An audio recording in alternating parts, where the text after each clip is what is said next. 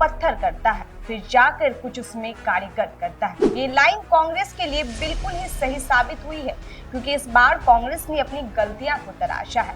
इस बार कांग्रेस ने लोगों के मुद्दों पे बात की है, जिस वजह से जनता ने कांग्रेस को अपना प्यार दिया है। यानी कि इस बार कांग्रेस ने खुद को पत्थर किया है और जनता ने उसे कारीगर के रूप में उसे तराशा है। जिस तरह से कांग्रेस ने मेहनत की है, लेकिन फिर भी सरकार नहीं बना पाई है, लेकिन फिर भी कांग्रेस के नेता में खुशी जमकर देखने को मिल रहा है, क्योंकि जहां पिछले 10 सालों से हार रही थी और खाता नहीं खोल रही थी और जद्दोजहद कर रही थी, कहा जा सकता है वो मेहनत आज रंग लाई है।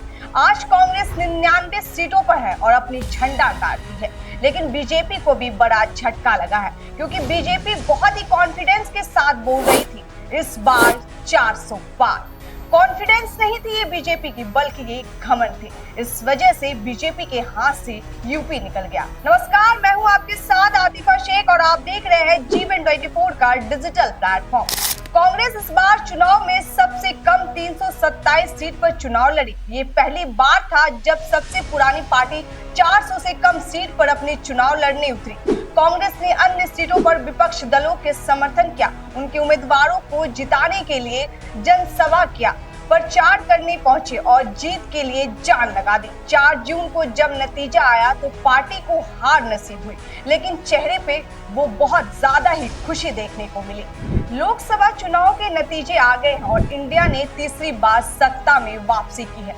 विपक्ष गठबंधन इंडिया ब्लॉक ने भी दम दिखाया और अंत में लड़ाई लड़ रही थी, अपनी ताकत का एहसास करवाया। देश की सबसे पुरानी पार्टी कांग्रेस एक बार फिर से दूसरी सबसे बड़ी पार्टी बनी। कांग्रेस ने उन राज्यों में भी दमदार प्रदर्शन किया जहां पिछले 10 साल में हार रही थी और खाता नहीं खोल पा रही थी और जद्दोजहद कर रही थी, और आज जाके कांग्रेस मजबूत लोकसभा चुनाव में संजीवनी देखने को मिल सकता है। कांग्रेस इस बार अपने नए पुरानी संयोगों के साथ मिलकर मजबूती से उभरी और जो चमत्कार दिखा वो ये साबित कर दिए कि कांग्रेस ना सिर्फ नतीजे में उलटफेर में समक्ष है, बल्कि विपक्ष सरकार के क्षेत्र दलों में के बीच भी सर्वमान्य है। कांग्रेस ने इस बार चुनाव में अलग ही रणनीति अपनाई और बीजेपी के मुकाबला करने के लिए सबसे पहले विपक्ष दल को एकजुट किया, और इस बात में काम में करने में भी हर राज्य में मजबूत क्षेत्र दलों में अपने अलग ही मुद्दे को आइडियोलॉजी से प्रोका और जाकर हाथ मिलाया। उसके साथ ही सीट शेयरिंग पर भी पेच को भी सुलझाया और माथापच्ची के खुद को सीमित किया और क्षेत्र दलों से ज्यादा सीट भी चुनाव लड़ने का मौका दिया। बीजेपी उम्मीदवार के खिलाफ एक से ज्यादा उम्मीदवार को भी वहां पे दी और कोशिश की। जिन राज्यों में भी सीट शेयरिंग का फायदा होना था वहां भी बंटवारा किया। जहां अकेले लड़ने से जीतने की उम्मीद थी, वहां आइलैंड से दूसरी बनाई। पंजाब, पश्चिम बंगाल और केरल में विपक्ष गठबंधन ने एक दमदार रणनीति दिखाई। इस सब प्रयास में कांग्रेस ने बहुत कुछ खोया। दिग्गज नेता नाराज हो गए और साथ छोड़कर चले गए, लेकिन पार्टी ने अपनी टारगेट को कोई बदलाव नहीं किया। इससे पहले भी भारत जोड़ो यात्रा और भारत जोड़ो न्याय यात्रा निकाले। इससे ये संदेश मिला कि पार्टी ने ग्राउंड से कनेक्ट किया और विपक्ष हमेशा सब साथ देती रही। चुनाव के ठीक पहले पार्टी के अकाउंट को फ्रीज कर दिया गया। आर्थिक तंगी झेली। आम चुनाव में 6 महीने पहले पार्टी को हिंदी हार्ड ब्लॉक राज्य और राजस्थान छत्तीसगढ़ सरकार की गड़वाई में तब तक इंडिया ब्लॉक ने ही सहयोग दलों ने आरोप लगाया कि कांग्रेस के वजह से सरकार नहीं बन सकती है, सामान्य हो सकती है।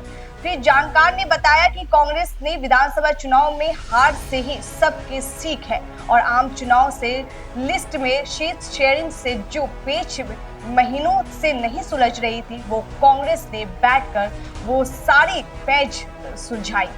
यही वजह है कि कांग्रेस इस बार चुनाव में सबसे कम 327 सीट पर चुनाव लड़ी। ये पहली बार ऐसा हुआ था जब सबसे पुरानी पार्टी 400 से कम सीट पर आम चुनाव लड़ी। उत्तरी कांग्रेस ने अन्य सीटों पर विपक्ष दलों का समर्थन किया, उनके उम्मीदवारों को जिताने के लिए जनसभाएं की, प्रचार करने पहुंचे और जिताने के लिए अपना जान लगा दिया। और 4 जून को जब नतीजा आए तो पार्टी भले ही हार गई, लेकिन चेहरे पे खुशी देखने को मिली।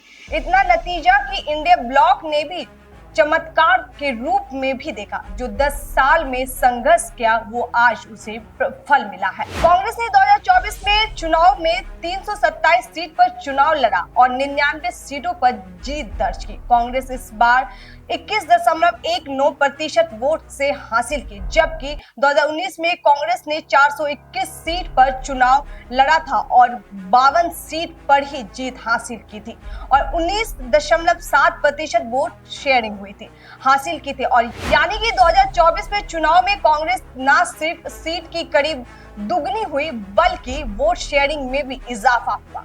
इतना ही नहीं, बीजेपी सीधे ही मुकाबले कांग्रेस के स्ट्राइक रेट में भी इजाफा हुआ। बीजेपी के खिलाफ आमने सामने लड़ाई हुई। अब तक कांग्रेस के स्ट्राइक रेट सिर्फ 8% ही था, लेकिन इस बार ये बढ़कर 29% हो गया। साल 2024 में बीजेपी कांग्रेस के बीच में 370 सीट पर सीधे लड़ाई हुई थी। कांग्रेस सिर्फ 36 सीट पर जीत दर्ज की और बीजेपी स्ट्राइक रेट 63.80% रहा। इस तरह 2019 में बीजेपी के कांग्रेस के बीच 374 सीट पर सीधे लड़ाई हुई।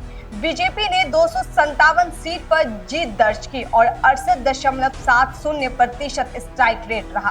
कांग्रेस सिर्फ 31 सीट पर ही जीत दर्ज की थी और 8.30% स्ट्राइक रेट रहा। लेकिन 2024 के चुनाव में कांग्रेस को स्ट्राइक रेट बहुत ही बढ़ गया देखने को मिला है कि और कांग्रेस बीजेपी के खिलाफ न सिर्फ जबरदस्त प्रदर्शन किया बल्कि पुराने सारे रिकॉर्ड भी तोड़ दिए। 2024 में बीजेपी कांग्रेस के बीच 286 सीटों पर सीधे लड़ाई हुई। बीजेपी ने 180 सीट पर जीत दर्ज की और 62.90% स्ट्राइक रेट रहा। कांग्रेस ने रिकॉर्ड 83 सीट पर और 29% स्ट्राइक रेट रहा। अभी के लिए बस इतना ही। हम ऐसे ही और जानकारी के साथ आपसे फिर मुलाकात करेंगे, लेकिन तब तक के लिए दीजिए नमस्कार।